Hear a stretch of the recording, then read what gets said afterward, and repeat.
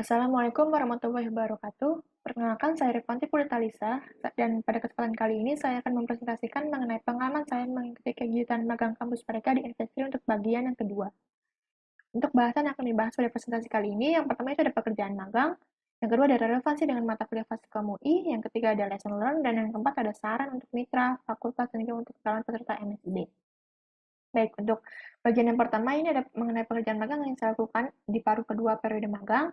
Dan seperti yang telah saya sampaikan sebelumnya di video yang pertama, bahwa saya ditempatkan pada Tribe Business Loan Innovation. Dan untuk pekerjaan yang saya lakukan, yang pertama ini mengenai pembuatan produk backlog pada Jira Card. Dan untuk fitur yang pertama itu mengenai OSS migration untuk preview repayment file. Yang dimana goals untuk yang ingin dicapai dari pembuatan card ini yaitu borrower itu dapat melihat ataupun preview file repayment yang telah mereka upload pada halaman pembayaran. Dan nantinya setelah file repayment tersebut di-upload oleh borrower, nantinya akan disimpan pada OSS. Dan untuk yang kedua, yaitu ada mengenai audit system.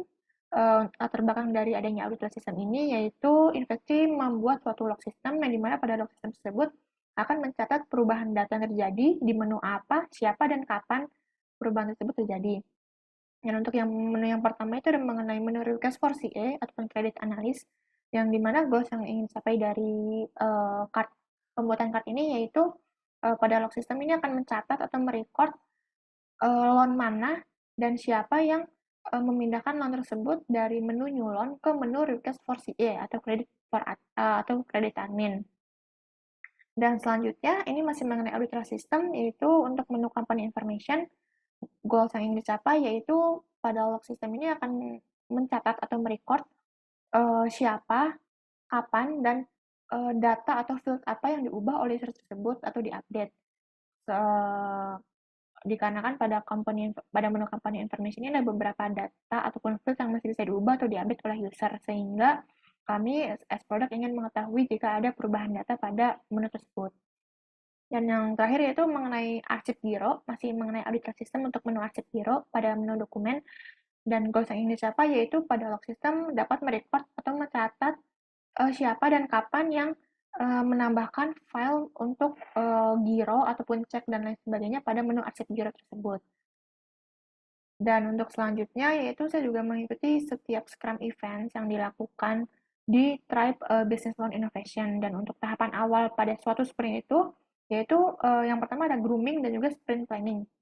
Yang dimana pada grooming ini, kami sebagai PM itu akan menjelaskan mengenai card yang sudah kami bikin, mengenai fitur-fiturnya, apa yang akan diimplementasikan pada sprint tersebut, pada sprint kali ini. Dan untuk pada grooming ini sifatnya lebih seperti diskusi dengan satu tribe, dengan ada developer, ada TA.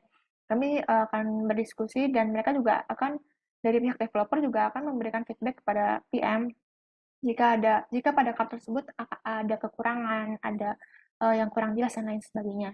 Dan juga setelah semuanya clear, maka akan dilanjutkan dengan sprint planning, yang dimana pada sprint planning ini kami satu tribe akan menentukan story point dari masing-masing card yang akan diimplementasi pada sprint tersebut.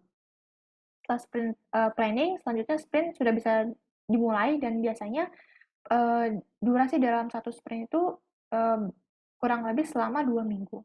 Dan selama sprint tersebut berlangsung, di setiap harinya, di setiap pagi, kami akan mengadakan daily stand up, di mana pada daily stand up tersebut akan update setiap orang dalam tribe tersebut akan update mengenai apa yang sudah dikerjakan kemarin dan apa yang akan dikerjakan pada hari ini.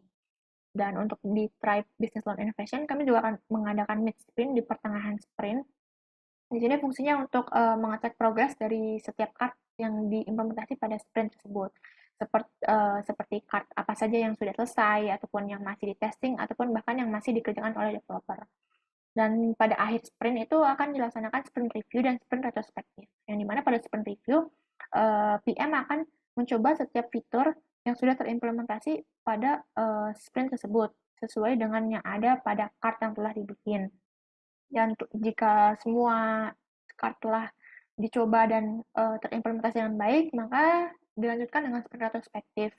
Dan pada sprint retro ini, kami satu tribe akan sharing mengenai apa yang sudah baik dilakukan ataupun apa yang sudah bagus dilakukan pada sprint tersebut, apa yang belum baik, dan apa yang akan ditingkatkan untuk di sprint berikutnya. Dan yang terakhir, jika ada perilisan, kami satu tribe itu akan mengadakan demo dengan tim tech release, yang dimana biasanya developer yang akan mendemonstrasikan mengenai fitur-fitur yang ingin dirilis pada versi rilis tersebut, dan demo tersebut ditunjukkan kepada tim tech release. Baik, untuk bagian yang kedua itu ada mengenai relevansi dengan mata kuliah Fasilkom UI. Yang pertama ada pembuatan produk backlog, yang dimana ini berkaitan dengan mata kuliah sistem interaksi dan juga proyek pengembangan sistem informasi. Yang kedua ada pengimplementasian Scrum metodologi dan juga Scrum events. Di sini ada berkaitan dengan manajemen proyek TI dan juga mata kuliah proyek pengembangan sistem informasi. Terus selanjutnya juga ada mengenai pengumpulan user requirement. Ini berkaitan dengan sistem interaksi dan mengenai pembuatan flowchart dan juga activity diagram yang berkaitan dengan mata kuliah analisis dan perancangan sistem informasi. Untuk bagian selanjutnya itu ada lesson learn.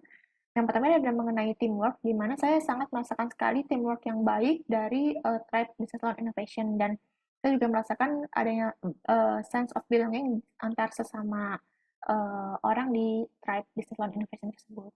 Dan yang kedua ada mengenai komunikasi, yang dimana sebagai PM itu skill komunikasi sangat diasah, terutama ketika menjelaskan fitur kepada developer ataupun kepada user lainnya.